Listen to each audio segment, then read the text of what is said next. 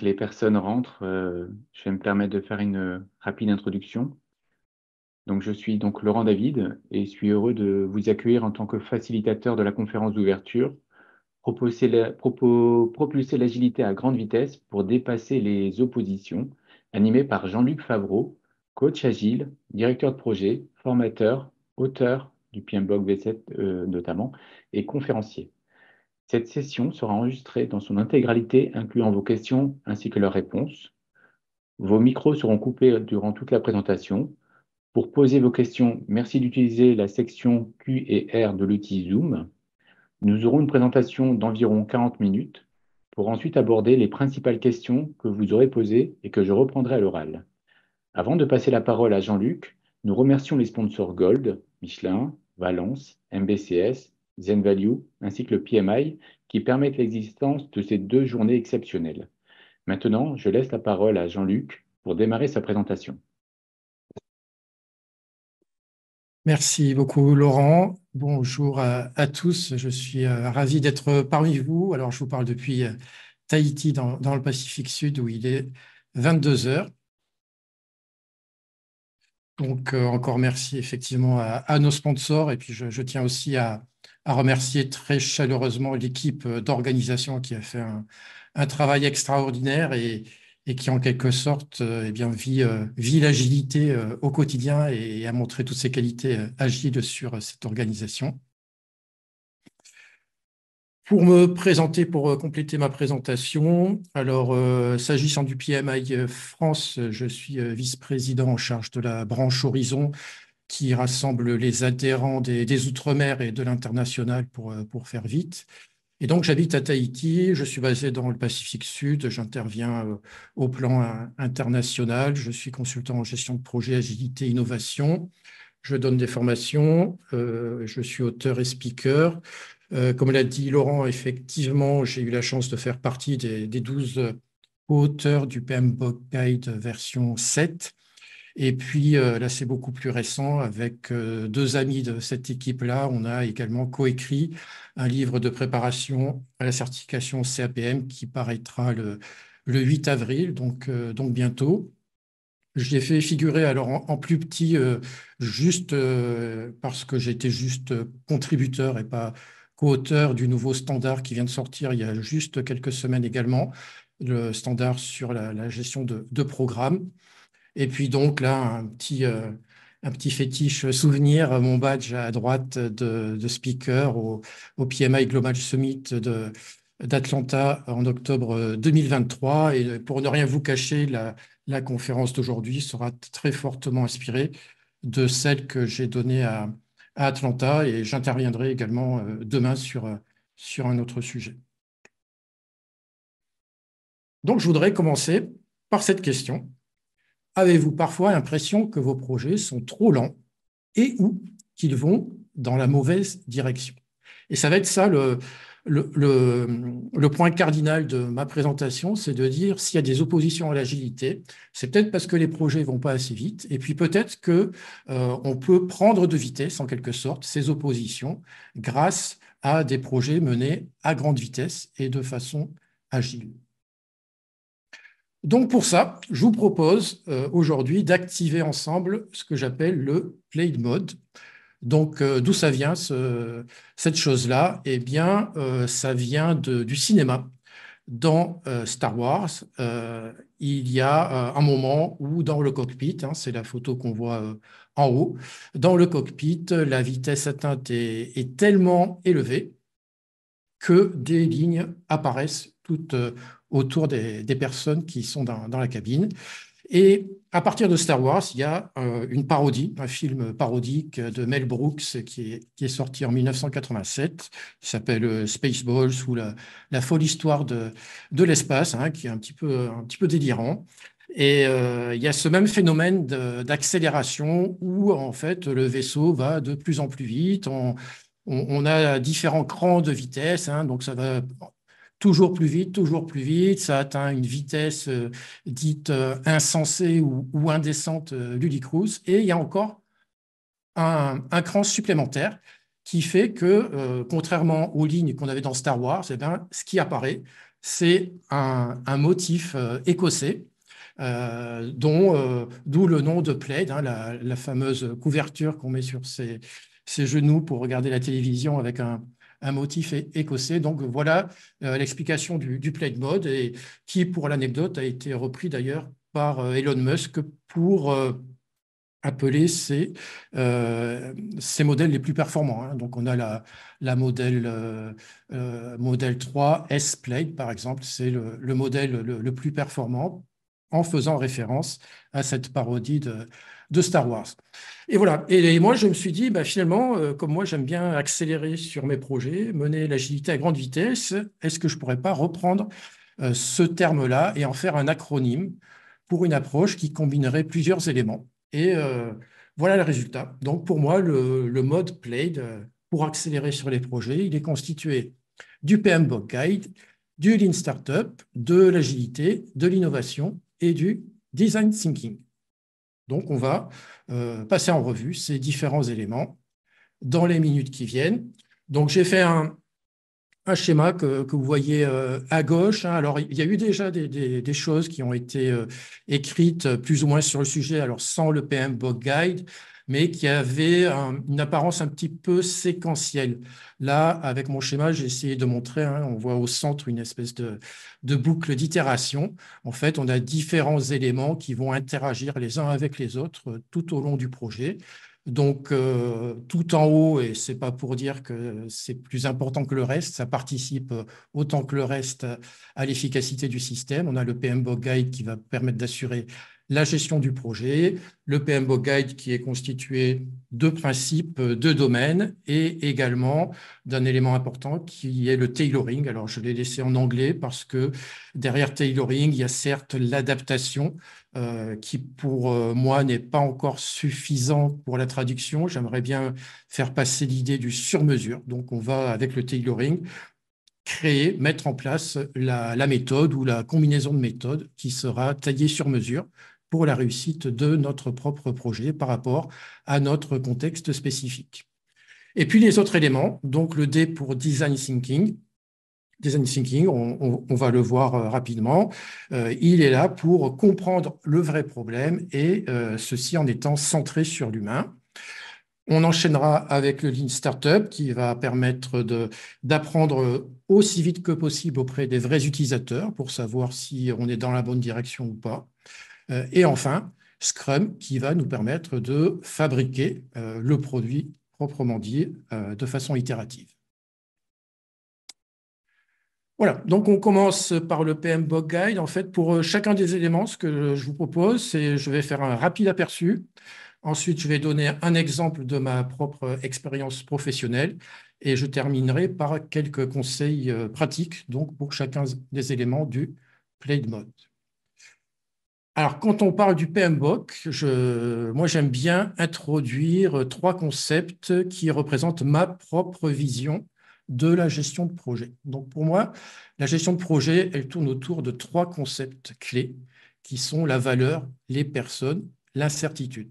Donc, les projets sont menés, bien évidemment, pour créer de la valeur. Si on ne sait pas quelle est la valeur qu'on veut créer sur un projet, eh bien, à la limite, il vaudrait mieux pas le lancer. Les projets sont menés par des personnes, pour des personnes. Donc, on met vraiment en exergue ici l'aspect humain des projets. C'est quelque chose qu'on a mis en évidence dans le PMBOK Guide version 7. C'est également quelque chose qui est vraiment mis en avant par le PMI, hein. On avait des éléments de l'an dernier, des documents de l'an dernier, Pulse of the Profession, qui mettaient vraiment une insistance sur ce qu'on appelle les power skills, hein, ou les soft skills, les compétences interpersonnelles, comportementales. Et enfin, l'incertitude, parce que en projet, on sait tout ce que c'est, hein. Quel que soit le temps qu'on va passer en amont pour prévoir, pour planifier, que ce soit très court, que ce soit très long, cette activité de planification, il y a une seule chose dont on est sûr au démarrage du projet, c'est qu'il ne va pas se passer comme prévu. Donc, mathématiquement, plus un projet va être étendu dans sa durée, plus il va être susceptible d'être influencé par des événements extérieurs, donc plus il va être soumis à de l'incertitude. D'où l'intérêt d'avoir une vitesse d'exécution aussi rapide que possible pour protéger en quelque sorte notre projet et le maîtriser du mieux possible. Alors, du PMBOK Guide, je ne vous parlerai que des 12 principes, parce que finalement, c'est ça la révolution de la version 7 du PMBOK Guide. C'est un basculement d'un standard de la gestion de projet qui était basé sur des processus ou des groupes de processus et qui est maintenant basé sur des principes. Et des principes, c'est quoi?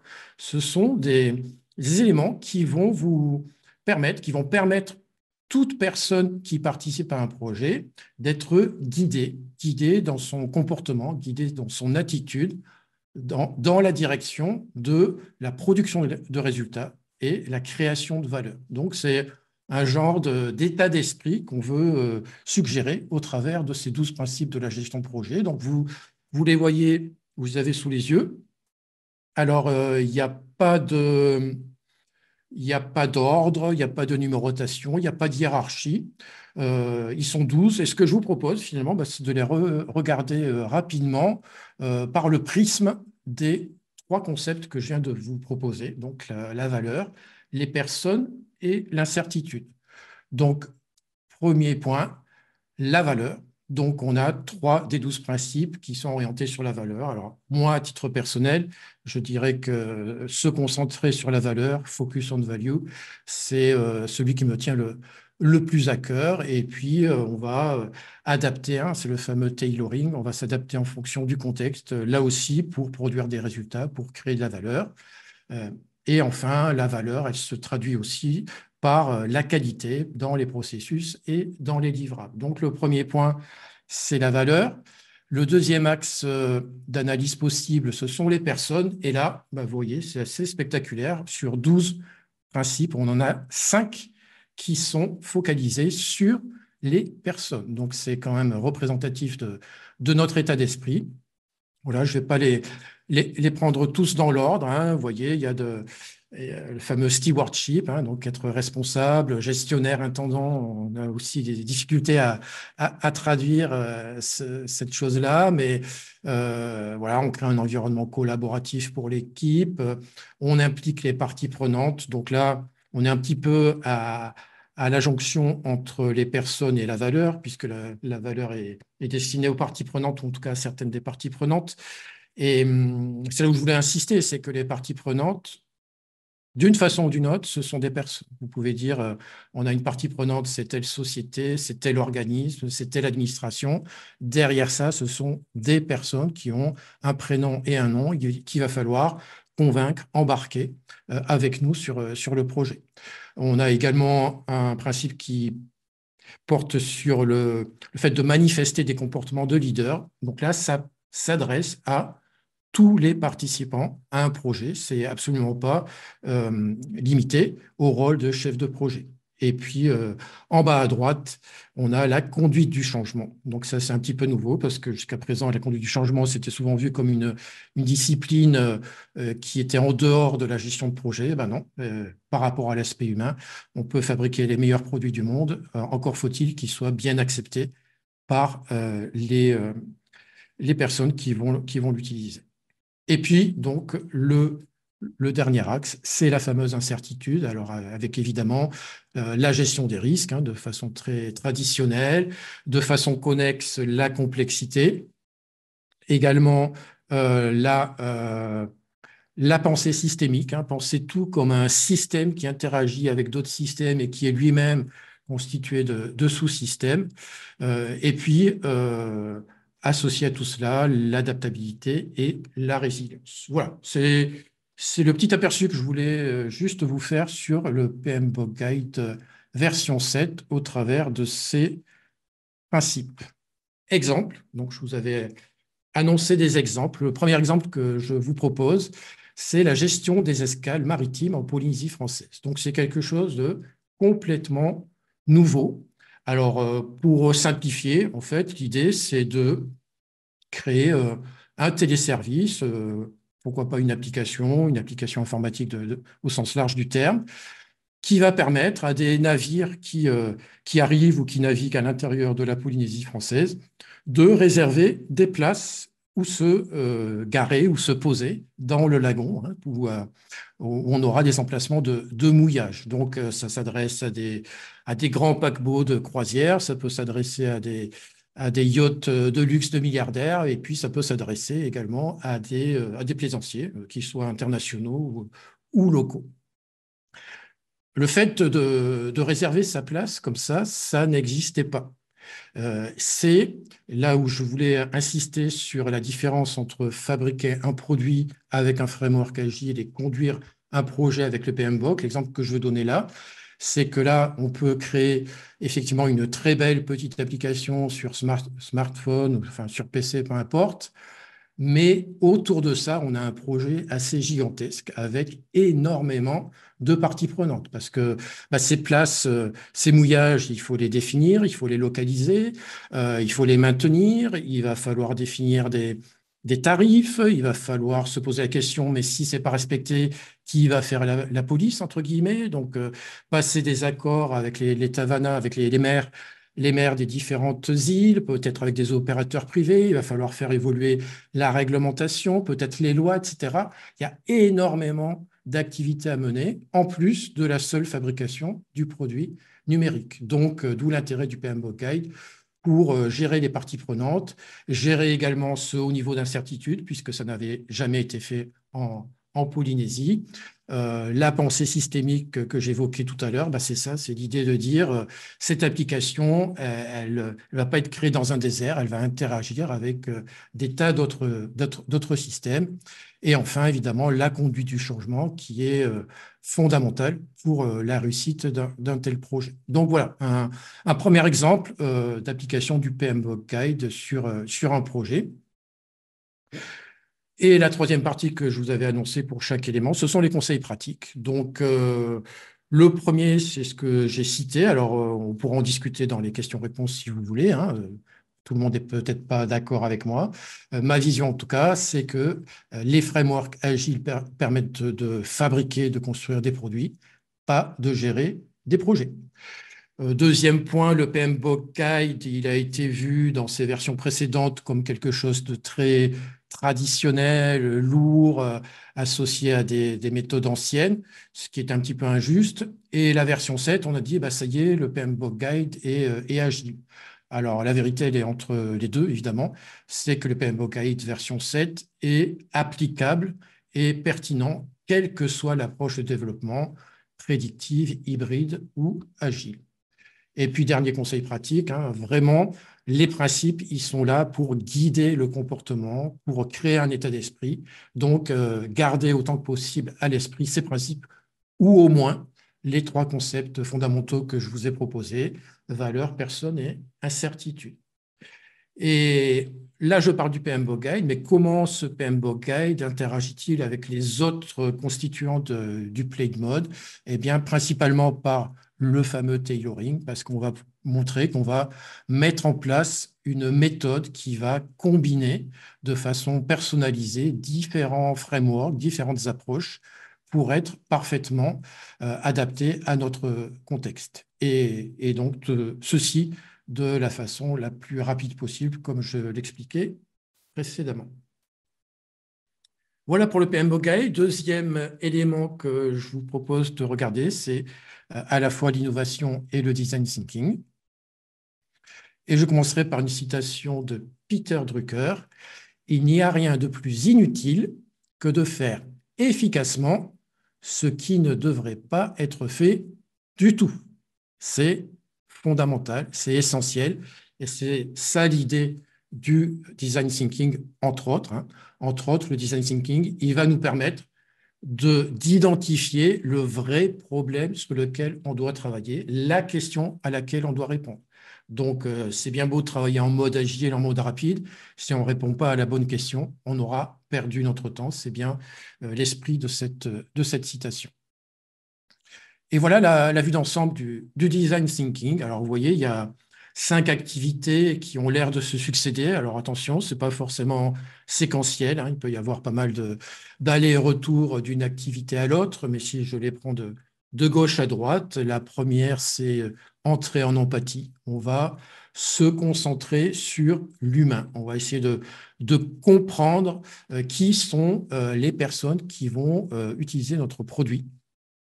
Donc, ça peut être, je sais pas, avec des sondages, avec des groupes de travail, avec des entretiens, pourquoi pas. Et moi, je crois beaucoup également à l'observation sur le terrain. Je crois que c'est un moyen très puissant de comprendre et d'entrer en empathie avec les futurs utilisateurs.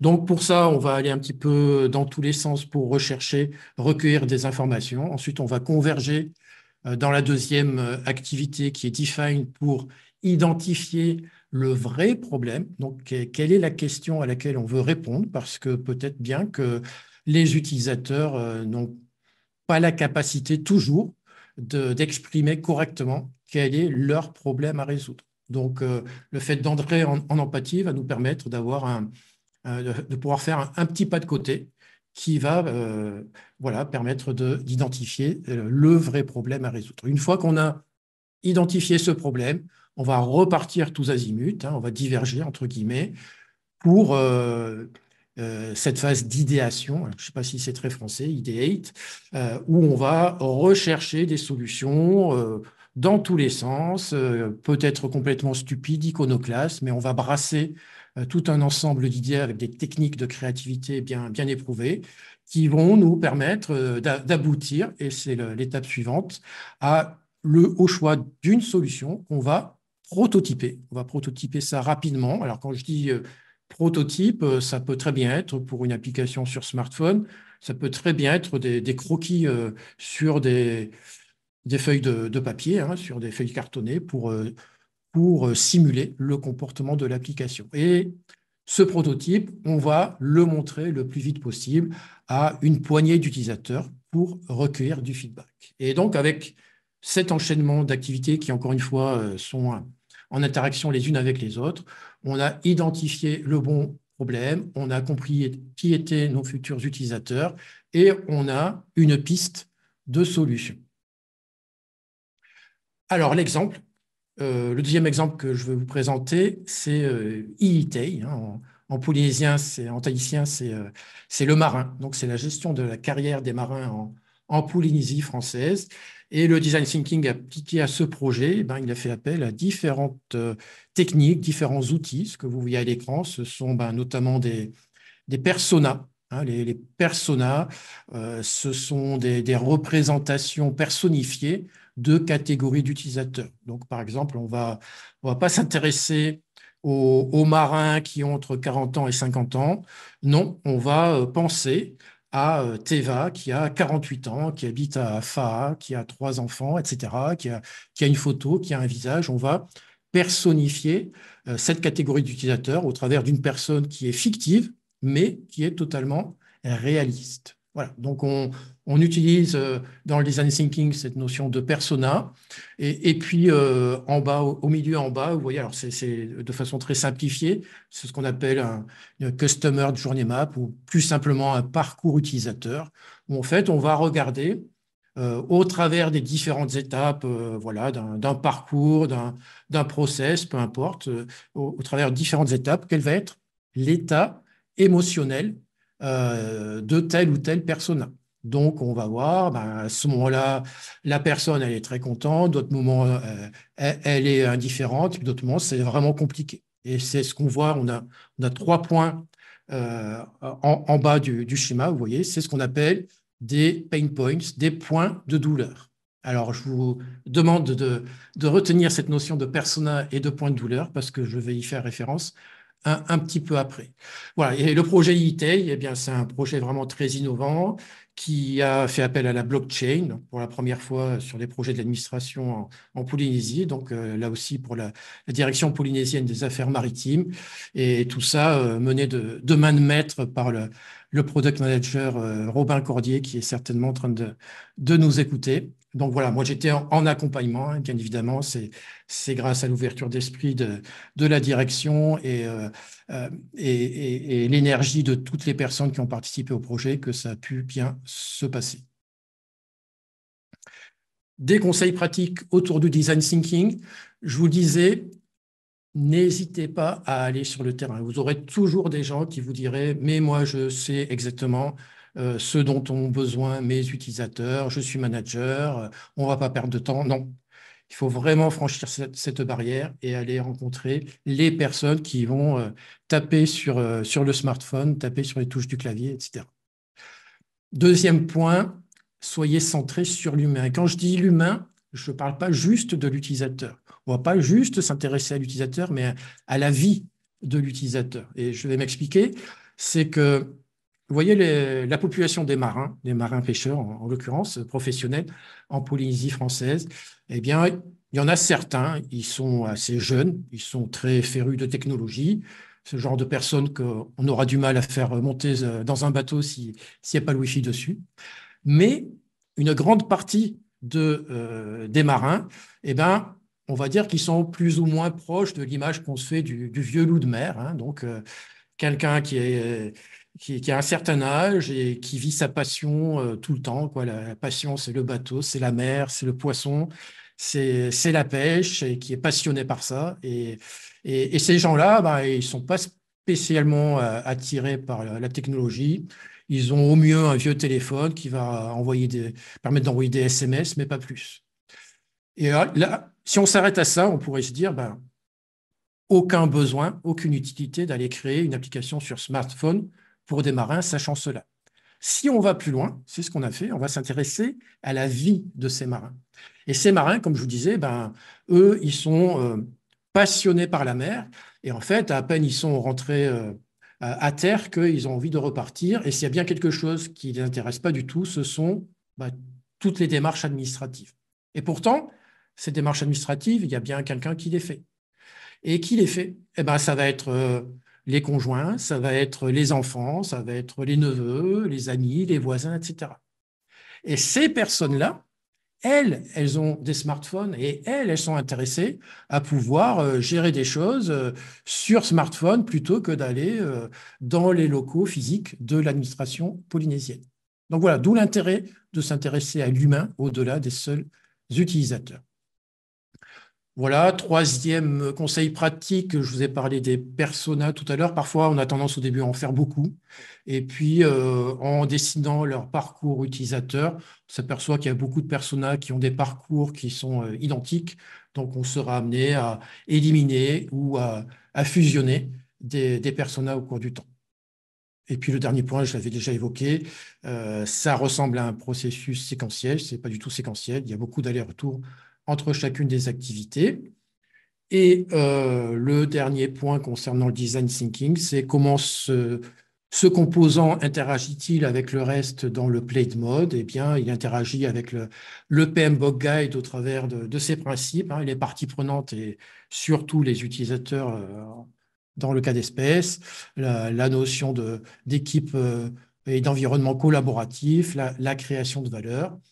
Et puis voilà, derrière l'interaction aussi, c'est ce qu'on va voir après, c'est le Lean Startup, parce que bah, effectivement, OK, on a identifié le problème, on a une piste de solution, et maintenant, on va tester si cette solution nous met sur la bonne voie ou pas. Et ça va être le rôle du Lean Startup.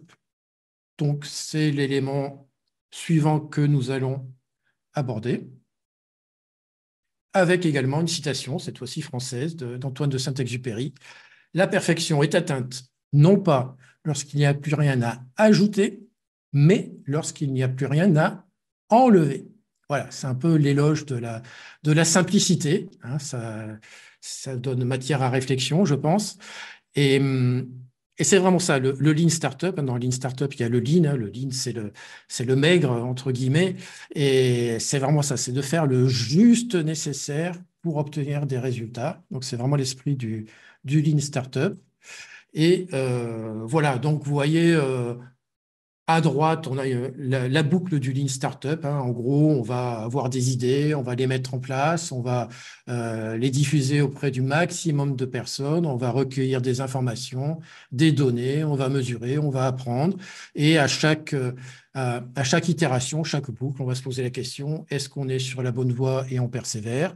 Est-ce qu'on est sur une mauvaise voie? Peut-être qu'on va pivoter. Ou pire encore, peut-être qu'il vaudrait mieux s'arrêter. C'est peut-être la meilleure décision qu'on pourrait prendre pour un projet qui est mal embarqué avant de dépenser trop d'argent et d'y passer trop de temps. Donc, c'est vraiment ça l'état d'esprit du Lean Startup, c'est de construire juste assez pour apprendre vite comment construire le bon produit pour les bonnes personnes et pour s'assurer que notre idée est viable d'un point de vue technique. Alors, sur la droite, il y a un espèce de document qui n'est pas très lisible, mais c'est fait exprès, vous inquiétez pas. Je voulais juste vous parler de l'existence d'un document clé dans le Lean Startup qui est le Lean Business Canvas, hein, le Canva, qui, en quelque sorte, va représenter de façon très synthétique et minimaliste, en quelque sorte, ce qu'on pourrait faire peut-être en plusieurs semaines ou voire plus, au travers d'un document de quelques dizaines de pages, qui serait ce qu'on appelle traditionnellement une étude d'opportunité, une étude de faisabilité, peut-être même un business case, hein, un cas d'affaires. Et ça, on va le faire de façon très synthétique sur un document. Alors, on ne va pas passer en revue toutes les rubriques. Celles sur lesquelles je vais attirer votre attention, c'est typiquement quels sont les 3 problèmes principaux que notre produit veut résoudre, quelle est notre proposition de valeur, quels vont être nos segments de clients, d'utilisateurs. Et puis, on aura également quels sont les centres de coûts, quelles sont les sources de revenus, tout ça sur une seule feuille, sur un seul document. L'exemple, alors je reprends l'exemple que j'avais cité de la gestion des escales maritimes. Et ce que vous avez sous les yeux, alors c'est une version qui a déjà pas mal évolué depuis quelques temps, mais en tout cas, ça donne une idée. L'écran que vous voyez, eh bien, c'est la carte du lagon de Bora Bora avec des emplacements de mouillage qui, pour certains, sont libres, d'autres sont déjà occupés. Et sur la gauche, eh bien, on peut sélectionner l'emplacement qui va nous intéresser, hein, un petit peu sur le mode Airbnb en quelque sorte, hein. On va réserver une place pour une durée en prenant différents types de critères, voilà, la profondeur disponible, la catégorie de bateau, sa longueur, etc. Là où je voudrais attirer votre attention, c'est qu'on avait beau être dans l'administration, on a mené ça un peu dans l'esprit entre guillemets start-up. Et c'est là où je veux dire que le Lean Startup, c'est absolument pas réservé aux start-up en tant que tel. C'est-à-dire que on n'a pas suivi le processus traditionnel dans l'administration qui voudrait que, eh bien, on prépare des dossiers et des notes et beaucoup de documentation pour justifier l'obtention de beaucoup de crédits qui vont nous permettre, sur un rythme annuel, d'avoir la totalité du financement du projet X ou du projet Y. Sachant que ce processus il est lourd, que les documents ils sont épais, ils ne sont pas forcément tous lus en détail. Donc, ce qu'on a fait, en fait, on est parti d'un financement qui nous a permis juste de faire, alors ce qu'on pourrait appeler un MVP, Minimum Viable Product. Donc, on a développé, l'équipe a développé la fonctionnalité la plus spectaculaire. C'est celle que vous avez sous les yeux. On n'est pas allé faire la saisie des bateaux, l'identification des utilisateurs. C'est ça qui est décisif pour notre application. Et cette fonctionnalité, elle a fait l'objet d'une démonstration. Donc, on avait des décideurs, des politiques, des directeurs d'administration, etc. Et ça a été spectaculaire. En fait, les personnes qui ont vu cette démonstration ont pu se projeter de façon très, très concrète sur l'avenir.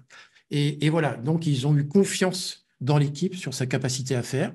Et ça a suscité des tas d'idées. C'est-à-dire que, typiquement, on s'est dit, la biosécurité est certainement intéressée par les navires qui vont entrer sur le territoire.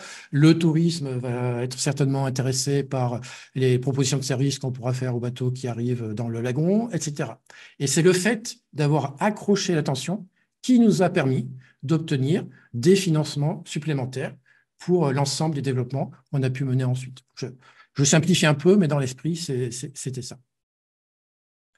Voilà, donc sur le Lean Startup, les conseils pratiques, soyez humble, ayez l'esprit ouvert dans le sens où vous ne détenez pas la vérité.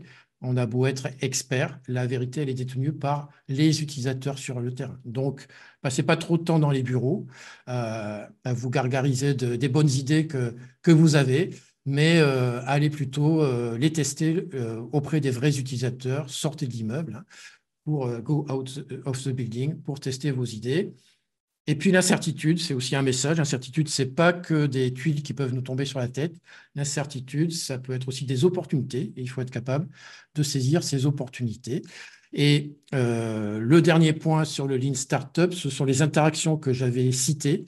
Et là, j'espère que vous avez retenu ce que je vous avais demandé de retenir. Souvenez-vous de ce qu'on a vu et on a des passerelles en fait. Souvenez-vous, je vous ai dit dans le Lean Business Canvas, on a une section qui est quels sont les trois principaux problèmes qu'on veut résoudre? Eh bien, souvenez-vous que dans le parcours utilisateur, on avait des points de douleur et peut-être bien qu'on va pouvoir créer une passerelle entre les points de douleur du parcours utilisateur et les problèmes à résoudre du Lean Business Canvas. Et c'est la même chose dans le Lean Business Canvas. On a des segments de clientèle, des segments d'utilisateurs qu'on va pouvoir mettre en regard, des personas du design thinking et on va avoir donc des allers-retours entre ces différentes approches.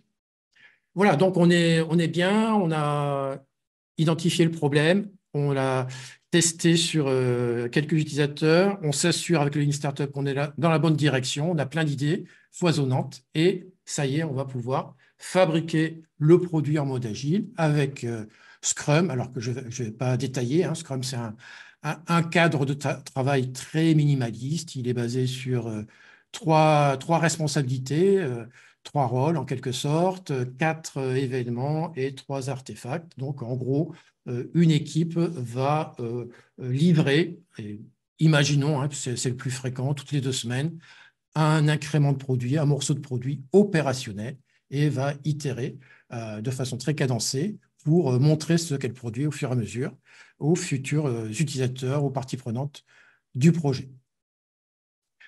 Un exemple pour finir là-dessus, donc c'était également dans Polynésie, en Nouvelle-Calédonie, et ça fait déjà quelques temps, un portail pour l'emploi. Le point que je voulais juste mettre en exergue, c'est qu'on avait une vision qui était claire et partagée. En cours de route, on s'est aperçu qu'on pouvait faire beaucoup plus de création de valeur en faisant des choses qu'on n'avait pas prévu de faire. Et ceci, forcément, c'est pas magique, au détriment de choses qu'on a abandonnées. Eh bien, le fait que la vision était claire, ça nous a permis de valider cette chose-là sans avoir à aller demander des permissions à des comités de pilotage ou autres. Voilà. Là, je vais aller vite parce que ça pourra être l'objet de discussion dans les questions-réponses. Ma vision, elle est un petit peu provocatrice. Je dirais que pour être performant dans Scrum, il ne faut pas utiliser Scrum. Alors, il ne faut pas utiliser que Scrum. Scrum est par définition incomplet. Donc, vous avez vu qu'on avait avantage à compléter Scrum avec le Play Mode. Voilà, Scrum est censé être tellement minimaliste, c'est une charpente à laquelle on ne doit pas toucher.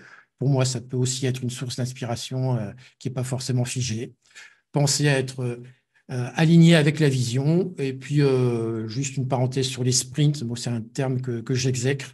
Si on devait se référer à l'athlétisme et cette notion d'itération de sprint, en fait, les itérations seraient plutôt des tours de stade dans une course de fond. Voilà, on fait un 4000 mètres, 8000 mètres, 10 000 mètres, et on sait qu'on a encore beaucoup d'itérations à réaliser, donc on a un rythme qui est soutenable.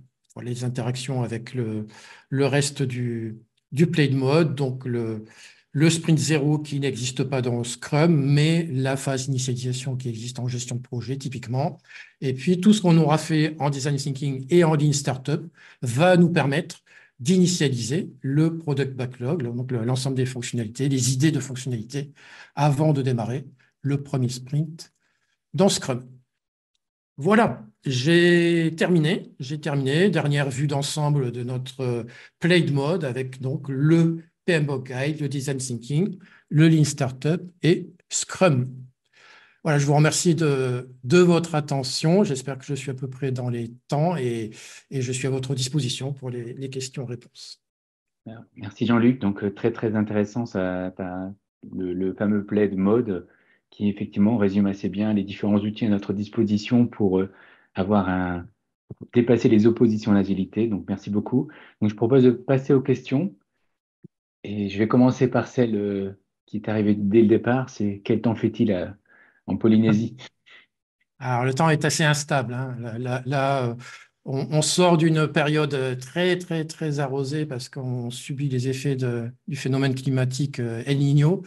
Donc, voilà, on est dans une phase un peu de transition où il fait un peu plus beau que précédemment et on espère qu'il va faire de plus en plus beau. Mais par contre, il fait chaud toute l'année en Polynésie, hein. Et puis là, je ne pourrais pas vous dire s'il fait soleil parce que à 22 heures, c'est la nuit noire. Merci. Les autres questions, c'est redéfinir la blockchain, parce que tu avais mis blockchain sur un des slides, il y avait une intention derrière. Alors, juste, je disais que il avait été un projet innovant avec la blockchain. C'était pour certifier la validité, en fait. Je ne suis pas rentré dans le détail fonctionnel, mais dans IIT, dans la gestion de la carrière des marins, on a des notions de diplôme et plus encore de titres. Et il fallait assurer la validité de ces titres. Donc, les titres sont accessibles, sont enregistrés et accessibles via la blockchain pour voilà, qu'il n'y ait pas de tricherie sur les titres détenus par les différents marins. Voilà, c'était dans cette idée-là. Mhm. Donc, bon, il y a une personne qui demandait le framework agile, lequel, au fait, donc on l'a abordé puisqu'on a vu le Scrum. Oui, Est-ce qu'il y a d'autres questions? Donc, les remarques c'est très clair, ça met bien les idées en place, donc ça, c'est des éléments très, très positifs qui sont déjà oui. voyés. Est-ce que d'autres questions sont proposées? Tac.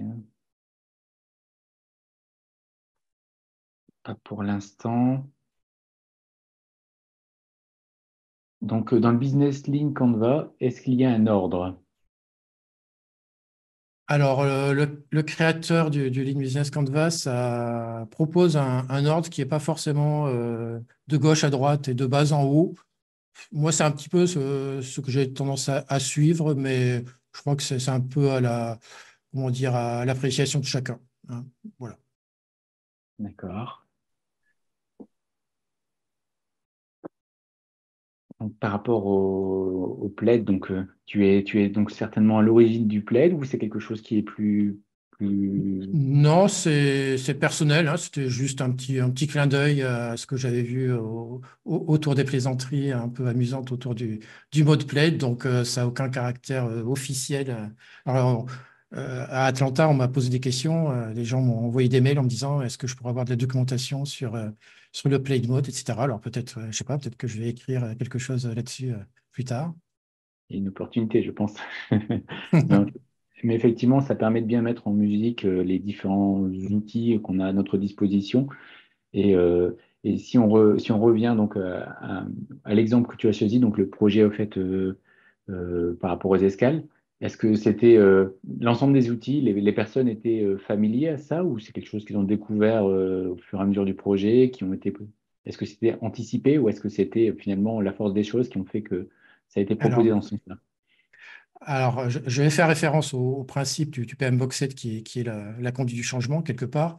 Et pour moi, la conduite du changement, c'est pas quelque chose qu'on commence une fois que le produit est fini. La conduite du changement, elle commence le premier jour du projet. Donc, ce qu'on a fait, c'est qu'on a associé dès le tout début du projet les futurs utilisateurs. Donc, on a fait des ateliers très régulièrement, alors évidemment de design thinking, de choses comme ça, mais dès qu'on a eu des ébauches de produits, on a fait des ateliers de tests pour qu'ils se familiarisent, hein. On avait deux types d'utilisateurs. On avait utilisateurs de l'administration pour le back-office en quelque sorte, et puis les futurs utilisateurs qui sont les agents maritimes, etc.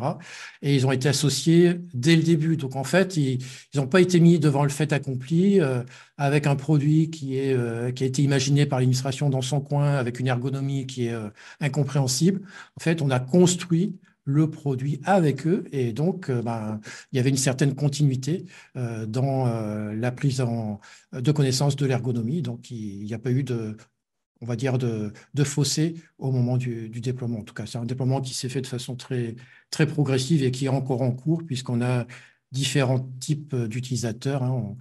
on va pas forcément traiter de la même façon des compagnies de paquebots qui planifient leur trajet et qui les commercialisent 5 ans à l'avance, et puis des plaisanciers locaux qui veulent passer un week-end à Bora Bora.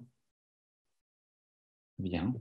Merci. Donc, je vois les questions. Maintenant, on a quelques questions sur les aspects donc, QR code. Mais avant d'y participer, de les voir, donc je vois encore une autre personne. Donc, pour accélérer aujourd'hui, beaucoup d'entreprises se lancent dans l'agilité. Est-ce une bonne idée?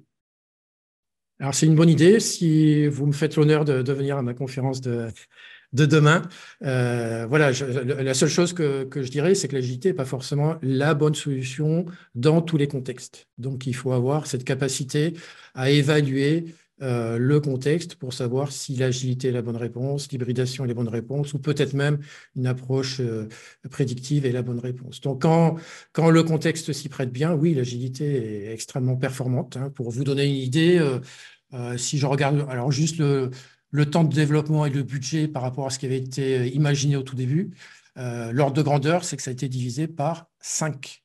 Voilà. Donc, que ce soit le temps de développement ou le budget, et en ayant cette approche-là sur les projets de la direction polynésienne des affaires maritimes.